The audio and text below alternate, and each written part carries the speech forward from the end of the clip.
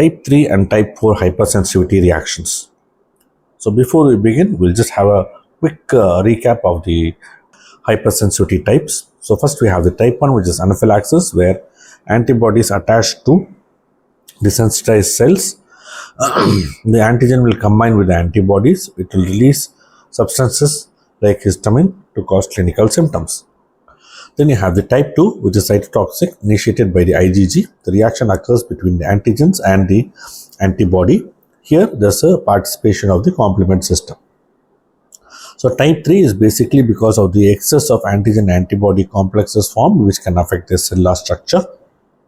And type 4 is a delayed hypersensitivity, which is basically a special type of T cells which are formed and reactions do happen. Then you have the type 5, where antibodies do not bind to antigens. Instead, they bind to receptors on the antigen on the cell. This is always called as a modified form of type 2 hypersensitivity. To sum up, we can have the mnemonic ABCD. A for type 1, which is allergy, anaphylaxis, atopy. B for type 2, which is antibody mediated.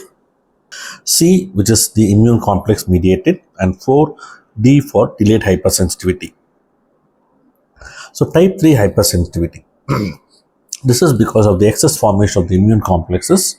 So when these immune complexes are formed, they will initiate an inflammatory response by activating the complement system.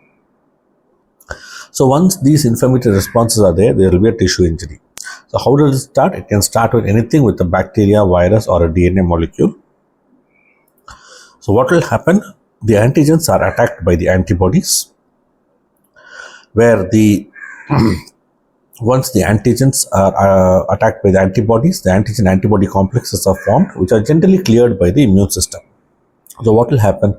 Either the antigen antibodies will be coated by the complement, where it can be cleared either by phagocytosis, by macrophages, or monocytes. Sometimes these immune complexes are attached to RBCs, which are transported to the liver or spleen, and phagocytosis happens.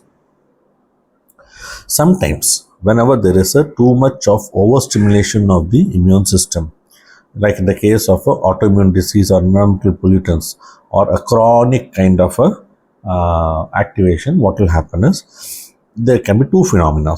One, if there is an antibody excess or the antigen antibodies are in equal numbers, what will happen? They will form a large insoluble complex which is attached to the site of binding, and the reactions are all localized in that area itself, wherever the reaction happens. So that's a localized type 3 hypersensitivity. Whenever there's an antigen excess, there's a soluble complex formed which is travels through the bloodstream and deposited at various sites and causing a generalized type 3 reaction. So let us have a quick recap. So what happens? Generally, the antigen and antibody fight and they will activate the classical complement pathway. Once they are the classical complement pathway is activated, there are some molecules which come out of this pathway, which is C3A and C5A, which are anaphylatoxins. These anaphylatoxins can go and activate the mast cell. So once activated, the mast cell releases a large amount of histamine. This histamine acts on the nearby blood vessels, causing a reaction. Basically, what reaction? There will be a vasodilation and there will be pores formed in the blood vessel from which the cells come out. Okay, so this is what we have explained here. So next, what happens? This C3 and C5A also attract neutrophils from the bloodstream into the tissue. So these neutrophils will reach the site of the infection and they will try to phagocytose the big immune complex. But generally that cannot happen because the immune complexes are very big. So what will happen? They will start pouring more amount of lytic enzymes. So this process is called as a lytic enzymes, which they are now pouring on the tissue, is called as a frustrated phagocytosis. The enzymes which will affect the immune complex, but also the nearby tissue which is surrounding the tissue will also get affected. Another mechanism is platelet activation, where the immune complex binds to the Fc receptor on the platelets and activates the platelets. So these activated platelets will join together to form what is called as a microthrombi. These platelets can also release active amines, vasoactive amines, and this microthrombi along with this vasoactive amines can cause ischemia, tissue injury in the localized area. There is also another factor which is the activation of the Heckman factor, which activates the kinin to release enzymes causing vasodilatation and edema. The type 3 hypersensitivity can be either a localized or a generalized type. So the localized one was explained by N.M. Arthurs by injecting an antigen into the skin of a previously immunized animal. So what will happen if the animal is already immunized? So when you give an antigen again, they will go and fix on the complement. Localized immune mediate response, inflammatory response will be seen. In the skin, following insect bites or during allergic desensitization treatment, where repeated injections are given, the same type of hypersensitivity can be seen. In the lungs, inhalation of bacteria, fungi, spores, all those things can cause intrapulmonary lesions. So examples will include farmer's lung and bird fancier's disease. Next, you have the generalized type, where there is a formation of a small size antigen antibody complexes following entry of a large dose of an antigen. So what they will do, they will induce inflammatory reaction, and these complexes will initiate an inflammatory reaction various areas of the body. So if it includes the activation of this particular deposition in blood vessels, it causes vasculitis. If it is deposited on the kidney glomerular basement membrane, it can cause glomerulonephritis. If it is deposited on the synovial membrane, it can cause arthritis. So these are some examples of the different types of hypersensitivity reactions. As you can see, they can be connective tissue disorders, parasitic diseases, bacterial diseases, viral diseases, and other diseases or the syndromes like hyperacute graft rejection, subacute bacterial endocarditis, and serum sickness. Now, what is serum sickness? If you remember, the olden days we used to have the anti-tetanus serum, prophylaxis of tetanus. So there, this serum was produced by injecting a small amount of antigen in horses. So when this antigen works on the horses, the horse produces antibodies in the bloodstream, and these antibodies were filtered out and they were given as an anti-tetanus serum. So generally, these type of antibodies produced, although are somewhat similar to the human antibodies, it is not perfectly so. So it can cause some reactions like fever, lymphadenopathy, splenomegaly, arthritis, glomerulonephritis, endocarditis, vasculitis, rash, and some GI symptoms. If you try to give the repeated injections from the same source, the reaction will happen much faster. So that is called as a serum sickness. Now we'll move on to type 4 hypersensitivity, which differs from the other type 1, type 2, and type 3. How? Because it takes a time for the action to happen. So the delayed type. So cell mediated immunity, what will do? It will create a different type of a cell called as a delayed hypersensitivity T cells, and the tissue injury will happen because of the activated macrophages. There are two mechanisms here. First one is a sensitization phase, where the initial phase for 1 to 2 weeks, which follows an antigenic exposure, and then after this 1 to 2 weeks, when the same antigen or a similar kind of antigen is exposed, the effector phase kicks in.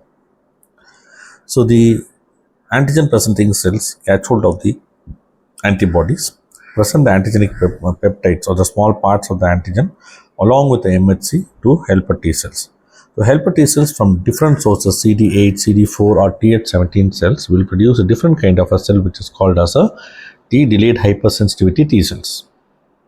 In the effector phase, what will happen is there will be a variety of cytokines produced which attract and recruit various inflammatory cells at the site of the reaction of the delayed hypersensitivity. So what happens? We'll see. So whenever there is a delayed hypersensitivity, the T cell will produce cytokines. The work of the cytokines is to activate the sleeping macrophages into alert macrophages, which can result in antigenic killing. So how does it happen? Increase the number of MHC2 cells, which will become efficient APCs or antigen presenting cells.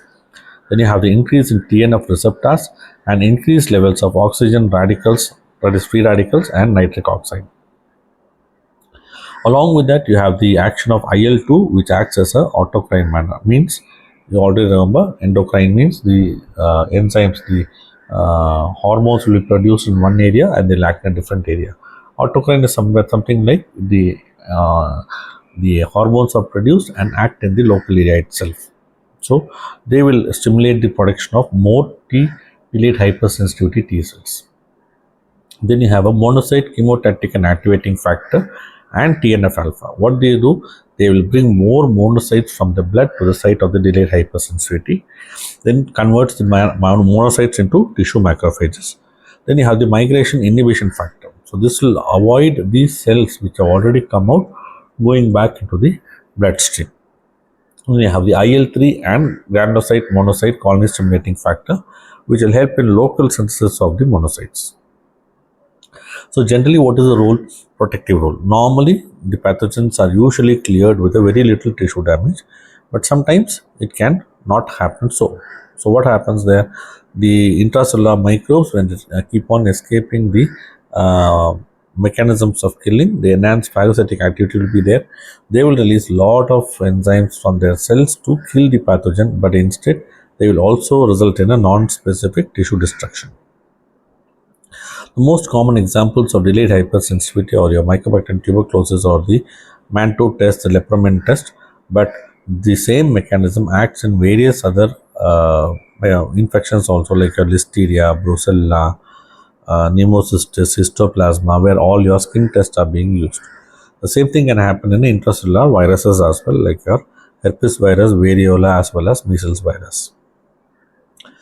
The another type of example of this hypersensitivity is the contact dermatitis. It can happen because of the contact to metals for a longer period. There are some the same delayed hypersensitivity are also seen in non-infectious conditions like type 1 diabetes mellitus, multiple sclerosis, peripheral neuropathies, etc. Now what happens here? There will be a the T helper cells will infiltrate and replace the macrophages in 2 to 3 weeks. So these macrophages will transform into a large, flat and eosinophilic epithelioid cells. This will be connected with the interferon gamma to form multinucleated giant cells. The granuloma will contain 3 layers: inner zone of epithelioid cells surrounded by lymphocytes and the outermost rim of the fibroblast and connective tissue.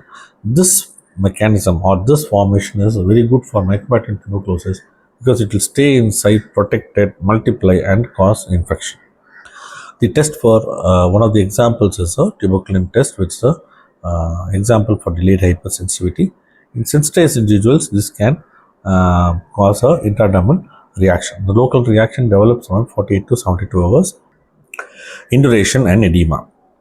This doesn't mean the patient is tuberculosis positive, only means he has been exposed to the tubercular antigen.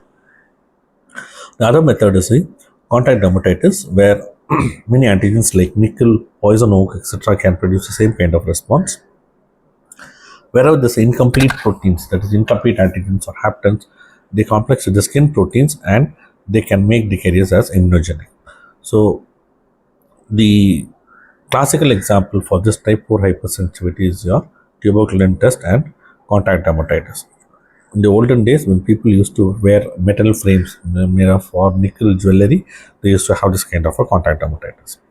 So look at these two topics. These are the 4 important things you need to remember. That is your serum sickness, delayed hypersensitivity, Mantoux reactions, and contact dermatitis. I hope I have conveyed the topic in an easy and understandable manner. Please like and share my video and subscribe to my channel. Thank you.